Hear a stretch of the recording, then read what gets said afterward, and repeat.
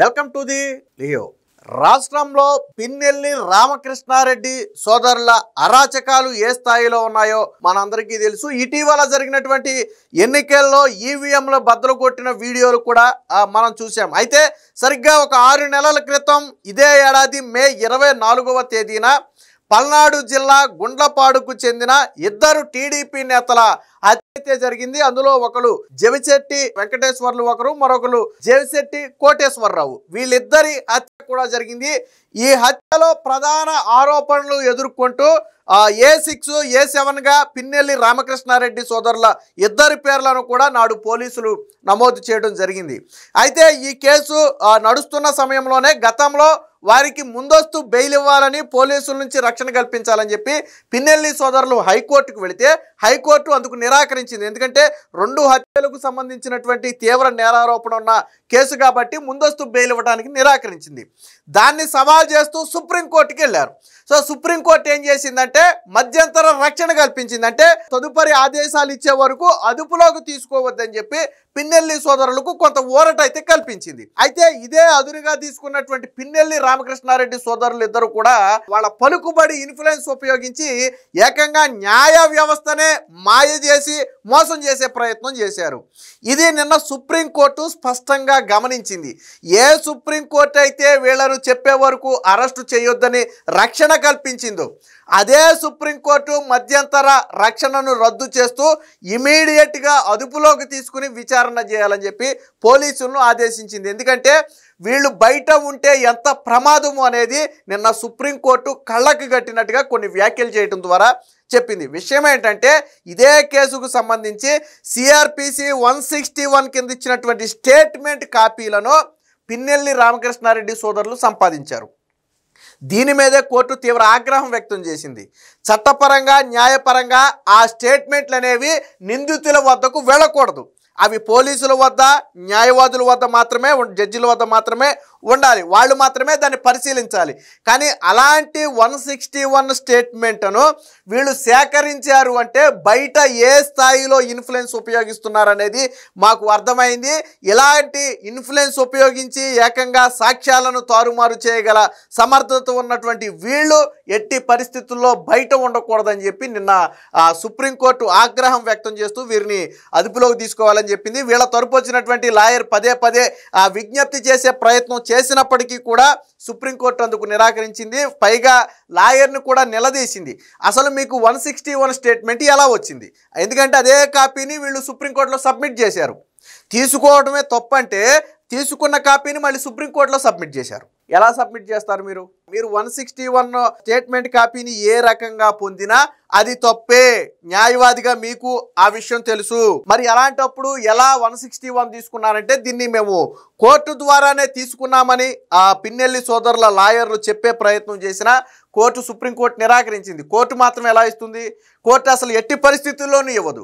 మీకు ఇవి పోలీసులు ఇచ్చుంటారు. అంటే పోలీసుల్లో కొంతమంది మీకు సహకరించి ఉంటారు. అంటే పోలీసు వ్యవస్థను మీరు మేనేజ్ చేయగలిగే స్థాయిలో ఉన్నారు కాబట్టి కేసును కూడా తారుమారు చేయగలరు.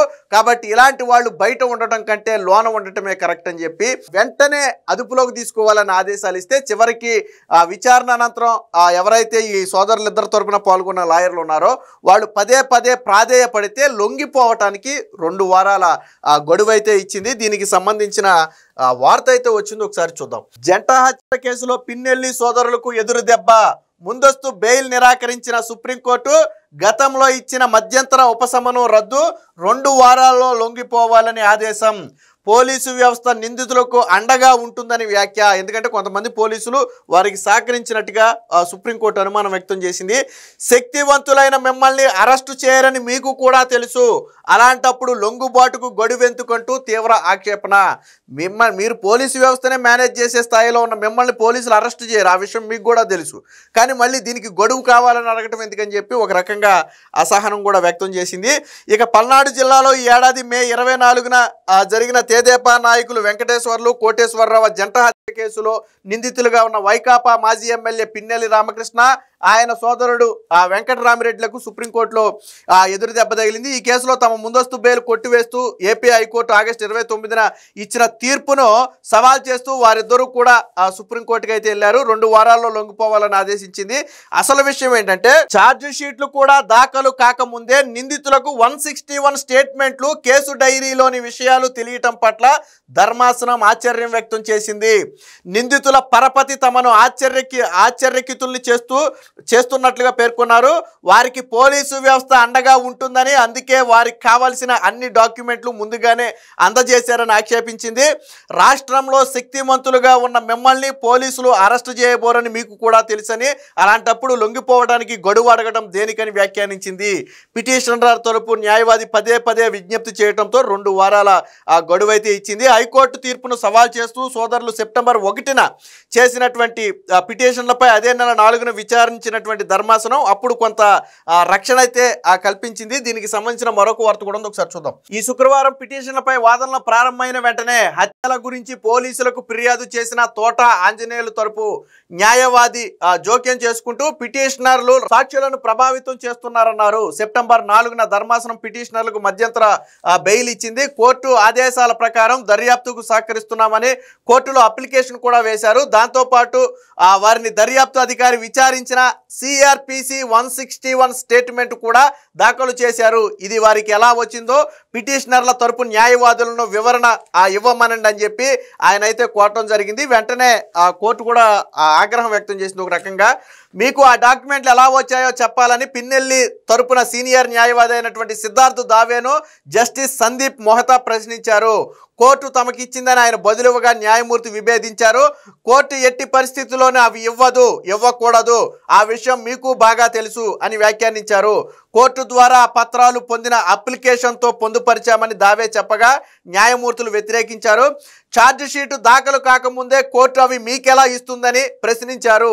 ఏపీ ప్రభుత్వం తరపున హాజరైన సీనియర్ న్యాయవాది సిద్ధార్థ్ లోద్రా జోక్యం చేసుకుంటూ నిందితులకు 161 స్టేట్మెంట్స్ వెళ్లడం అనేది ఆందోళనగా గురి చేసిందని చెప్పి ప్రభుత్వం తరపు న్యాయవాది కూడా చెప్పడం జరిగింది. దీనిపై సిద్ధార్థ్ దావే వాదనలు వినిపించే ప్రయత్నం చేయగా దాన్ని అయితే న్యాయమూర్తి అయితే తిరస్కరించారు. మీరు ఏ మార్గంలో ఆ పత్రాలు సంపాదించినా అది ఆమోదయోగ్యం కాదు, ఏ కేసులో అయినా సరే దాన్ని ఆమోదించబోమని పేర్కొన్నారు. మీరు దాఖలు చేసిన 161 స్టేట్మెంట్ సర్టిఫైడ్ కాపీనా అని ప్రశ్నించారు. పిటిషనర్లు విచారణకు వెళ్లిన తర్వాత అక్కడ అధికారులు ప్రశ్నించారు అని దావే చెప్పబోగా జస్టిస్ మెహతా జోక్యం చేసుకున్నారు. మీరు చెప్పబోయే మిగతా వ్యాఖ్యాన్ని నేను పూర్తి చేస్తానంటూ పోలీసులే మీకు ఆ పత్రాలు అందించారు అని చెప్పారు. దాన్ని దావే అంటే మొదటగా ఫస్ట్ మేము కోర్టు నుంచి తీసుకున్నామని చెప్పినటువంటి పిన్నెల్లి సోదరుల తరపు లాయరు తర్వాత కోర్టు ఆగ్రహం వ్యక్తం చేయడంతో పోలీసులే తమకిచ్చారనే సత్యాన్ని అయితే ఒప్పుకోవడం జరిగింది. దీంతో న్యాయమూర్తి మెహతా కూడా తీవ్ర ఆగ్రహం అయితే వ్యక్తం చేశారు. మీరు ఆ పత్రాలను చేజిక్కించుకున్న విధానం పిటిషనర్ల కుట్రను చెబుతుంది. తమను ఈ కేసులో ఫోన్ సంభాషణల ఆధారంగా ఇరిగించినట్లుగా పిటిషనర్లు రీజైండర్లో పేర్కొన్నారు. కేసు డైరీలో ఉన్న సంక్లిష్ట విషయాల గురించి మీకెలా తెలుసు? అసలు ఫోన్ సంభాషణ ఆధారంగా వాళ్ళని ఇరికించారని మీకెలా తెలుసు? ఎలా తెలుసు అంటే కేసు డైరీ వాళ్ళ చేతికి వెళ్ళింది. సో కోర్టు చెప్పింది కూడా అదే. ఈ విషయాల మీద నిలదీశారు. ఇందువల్ల ఇది ముందస్తు బెయిల్ ఇచ్చే కేసు కాదని పిటిషనర్లను కస్టడీలోకి తీసుకుని విచారించాల్సిందేనని స్పష్టం చేశారు. తమ పొరపాటుకు చింతిస్తున్నామని దావే చెప్పగా ఇది పొరపాటు కాదు, నిందితులకున్న పరపతిని చూసి మేమే ఆశ్చర్యపోతున్నాం అని న్యాయమూర్తి వ్యాఖ్యానించారు. దావే బదులిస్తూ పిటిషనర్లు హత్యకు పాల్పడిన వారికి మధ్య 2 రోజుల ముందు 57 సెకండ్లు 7 సెకండ్ల ఫోన్ సంభాషణ జరిగిందని పోలీసులు పేర్కొంటున్నారని, ఇంత స్వల్ప సమయంలో కుట్ర పనటం సాధ్యమేనా అని అన్నారు. ఇది తెదేపా నాయకులు అంటే వారి వ్యక్తిగత గొడవల వల్ల జరిగింది, వాళ్ళు అపోజిషన్లో ఉండి వీళ్ళని ఇరికించే ప్రయత్నం చేస్తున్నారని చెప్పగా దాన్ని కోర్టు కూడా అంగీకరించలేదు. ఇంకో రకంగా ఏం చెప్పిందంటే ఎవరైతే నిందితులుగా ఉన్న పిన్నెల్లి సోదరుల తరపున వాదిస్తున్నారో ఆయనకు సూచన కూడా చేసింది. ఓ పని చేయండి, మీరే ఈ కేసు లోతుకెళ్ళి ఆలోచించండి, ఏం జరిగింది ఎలా జరిగింది అనేది మీకే అర్థమవుతుంది అని చెప్పి కోర్టు ఒక సలహా కూడా చేసింది. దావే వాదనతో న్యాయమూర్తి విభేదించారు. మీరు ఎన్నిసార్లు లోపలికి పోయి బయటకు వస్తే మీ హోదా అంత పెరుగుతుందని. ఒక రకంగా అంటే పిన్నెల్లి సోదరులకు జైలుకి వెళ్ళి బయటకు వస్తేనే కదా హోదా అనేది, ఎన్నిసార్లు లోనికి వెళ్ళి బయటకు వస్తే అంత దర్పం ఫీల్ అవుతారు వాళ్ళు. అంత రౌడీల్లాగా అంత గూండాల్లాగా ఫీల్ అవుతారు. సో అదే విషయం సుప్రీంకోర్టు కూడా చెప్పడం జరిగింది. దీంతో మొత్తంగా పిన్నెల్లి సోదరులు పలుకుబడి ఉన్నటువంటి వ్యక్తులు, పోలీసులనే మేనేజ్ చేయగలిగిన వీళ్ళు సాక్షులను మేనేజ్ చేసి కేసును తారుమారు చేయరు అని ఎలా చెప్పగలరు అనేది నిన్న ధర్మాసనం సూటిగా అడిగినటువంటి ప్రశ్న. కాబట్టి ఇలాంటి వాళ్ళు బయట ఉండకూడదు.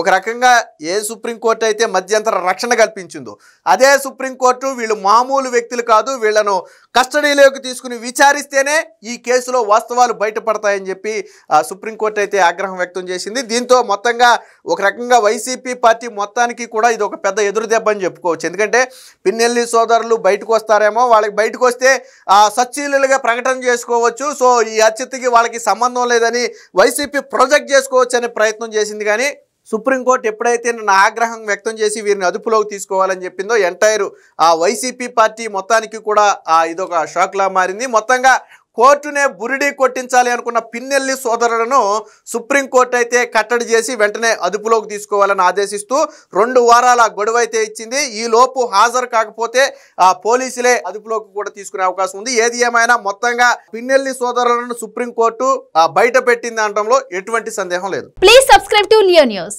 For more videos.